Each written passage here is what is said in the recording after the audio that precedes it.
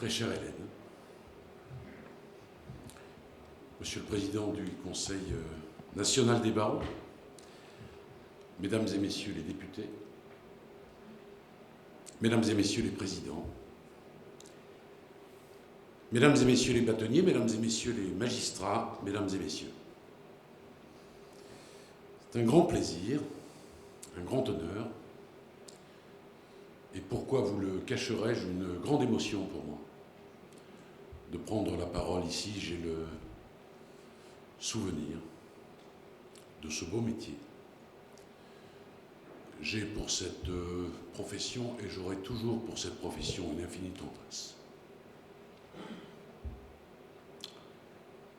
Puisqu'il est encore temps, nous avons quelques heures devant nous encore, je voudrais en profiter pour vous présenter mes vœux de bonne et heureuse année 2021.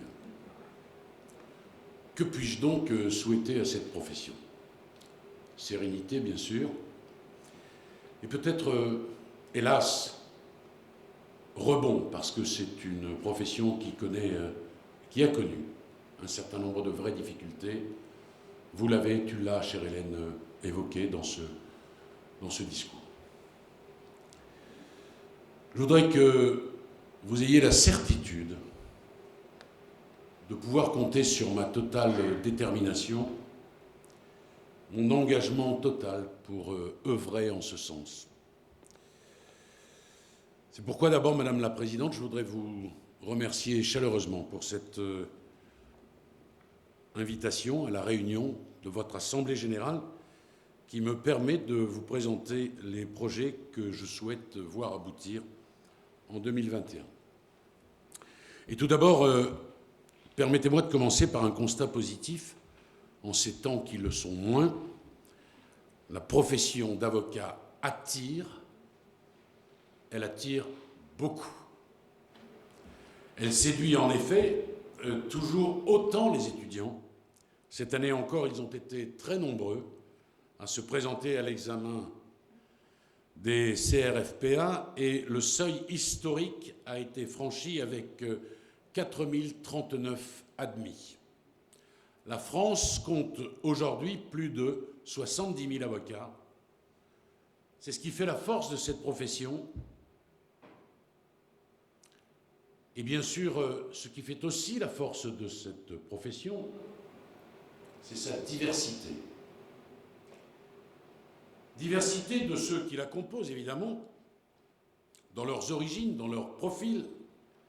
Diversité dans les modes d'exercice, ensuite, dans le cadre des multiples formes de structures témoignant d'un dynamisme et d'une imagination indéniable. Cette vitalité de la profession d'avocat et l'engouement qu'elle suscite lui permettra, mais j'en suis intimement convaincu, de rebondir après les moments difficiles que nous traversons actuellement. L'année 2021 sera en effet une année de défis pour l'ensemble de nos concitoyens, pour l'ensemble des acteurs économiques et pour vous qui souffrez lourdement de la crise sanitaire qui empêche l'exercice de votre ministère dans les conditions sereines. J'ai bien conscience également de la crise économique que traverse bon nombre de cabinets. Du fait justement de cette crise sanitaire, bien évidemment, mais pas seulement. Je sais combien le quotidien de certains de vos confrères est difficile. Je sais également le courage qu'il faut pour continuer à exercer sa vocation quand les difficultés économiques s'accumulent. Vous évoquez, Madame la Présidente, la revalorisation insuffisante, selon vous, de l'aide juridictionnelle. Je souhaiterais vous répondre sur ce point. Dès mon arrivée au ministère, j'ai souhaité travailler sur cette question sur la base des rapports des députés Naïma Mouchou, Philippe Gosselin, du rapport de Dominique Perben, et en concertation avec les avocats, notamment dans le cadre du Conseil national de l'aide juridique. Dès le 1er janvier 2021, ce sont 50 millions d'euros qui ont été mis sur la table. Ils permettront non seulement une revalorisation globale du montant d'unité de valeur, mais surtout d'engager une refonte qualitative sur le fonctionnement et du barème de l'aide juridictionnelle. Il s'agit d'une première marche non négligeable, une hausse de 10%, un réel gage de crédibilité donné à la profession pour enclencher le nécessaire travail de fond sur l'avenir du métier d'avocat. Car, comme vous le savez, je porte plusieurs projets de réforme. Ces projets visent à restaurer la confiance des Français en leur justice, une justice que je souhaite plus proche, plus efficace, plus accessible, plus transparente. Et ce travail, je ne pourrais pas le conduire sans vous. Je ne ferai pas d'annonce précise aujourd'hui sur le volet pénal de ces réformes que j'entends mettre en œuvre, parce que des consultations sont toujours en cours. J'ai confié à plusieurs groupes de travail le soin de me faire des propositions sur l'enquête préliminaire, qui devient trop souvent une enquête éternelle, et sur le secret professionnel de l'avocat, sur lequel j'entends apporter de véritables améliorations. Nous avons aujourd'hui une question qui est simple. La police peut-elle retranscrire? Mais elle a déjà entendu. J'évoque naturellement les écoutes téléphoniques. Je souhaiterais un secret professionnel qui protège, non pas les avocats, comme vous l'avez rappelé, Madame la Présidente, bien sûr, mais les justiciables. Et je suis de ceux qui pensent qu'il n'y a pas de défense sans secret professionnel.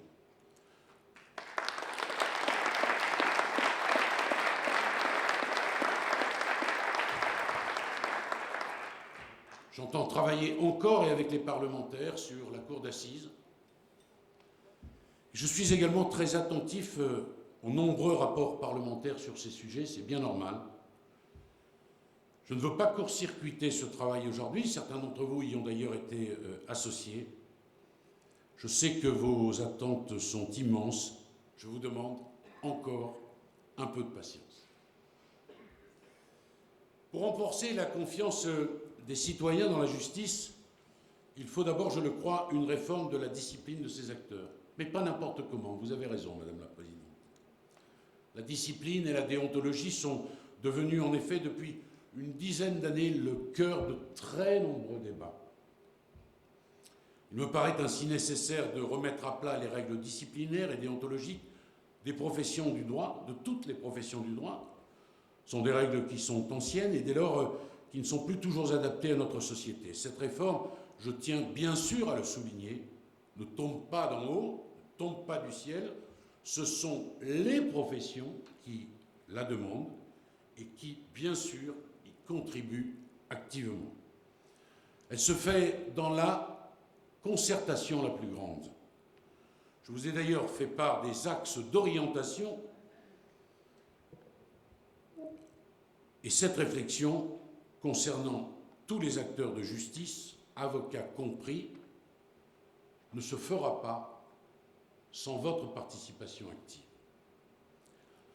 La profession d'avocat, d'ailleurs, a engagé sa propre réflexion, dès à présent, sur l'amélioration de la déontologie et de la discipline. Des pistes de réforme ont d'ores et déjà été présentées par le Conseil national des barreaux en matière d'échevinage, de la formation de jugement des affaires disciplinaires, comme en matière de traitement des plaintes des justiciables. Vous avez donc votre place pleinement dans cette réforme et je sais pouvoir compter sur votre force de proposition. Mais réformer la déontologie des professions serait tout à fait inutile si une formation de qualité n'était pas donnée aux professionnels concernés. Et c'est pourquoi la formation des avocats est pour moi une préoccupation absolument majeure. C'est l'avenir même de la profession. L'importance que prend le droit dans notre société Et le gage de qualité qui s'attache à votre titre impose une formation d'excellence, des modalités d'accès à la profession peut-être plus exigeantes. Aussi, je souhaite réformer l'accès à la profession d'avocat et poursuivre les changements qui ont été mis en œuvre par la réforme de 2016. Le groupe de travail présidé par Madame Sandrine Clavel et Maître Camille Aéry m'a remis ses conclusions.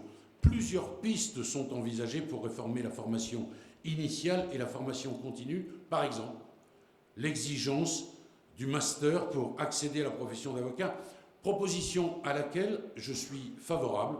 Les réflexions sont actuellement en cours. Vous y serez, là encore, et c'est bien la moindre des choses, pleinement associés. J'aimerais à présent aborder un autre sujet, un sujet qui suscite d'intenses débats au sein d'une profession indépendante, libre, qui aime tant le contradictoire et parfois, reconnaissons-le, la contradiction. C'est le sujet de l'avocat en entreprise. Certes, ça n'est pas une recommandation du rapport Perben, mais c'est une piste qu'évoque le rapport Perben. Le garde des Sceaux ne peut pas ne pas envisager cette piste de travail.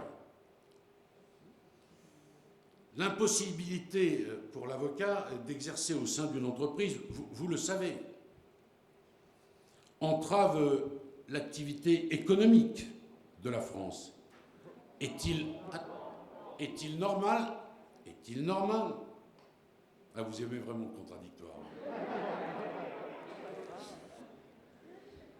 Est-il normal, disais-je, que de nombreuses directions juridiques d'entreprise soient délocalisées à l'étranger afin de pouvoir en bénéficier?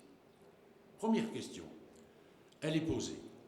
Pour remédier à ce problème, j'ai souhaité réfléchir avec le CNB, la conférence et le barreau de Paris à la question d'un nouveau mode d'exercice de la profession expérimentale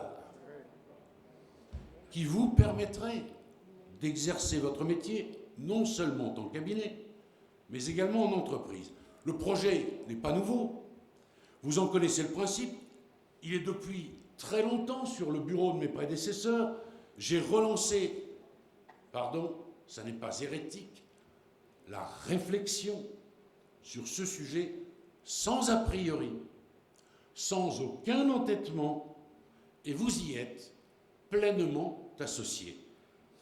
Permettez-moi d'avoir été très étonné quand j'ai découvert différentes motions de certains barreaux soulignant, je cite, une absence de concertation préalable avec les instances représentatives. S'il n'y avait pas eu de concertation, je me demande comment l'avant-projet, ce n'est pas un projet, nous en sommes au stade de la réflexion de l'avant-projet. Comment l'avant-projet que j'ai très justement adressé aux instances représentatives aurait pu être publié le surlendemain dans la presse spécialisée. J'insiste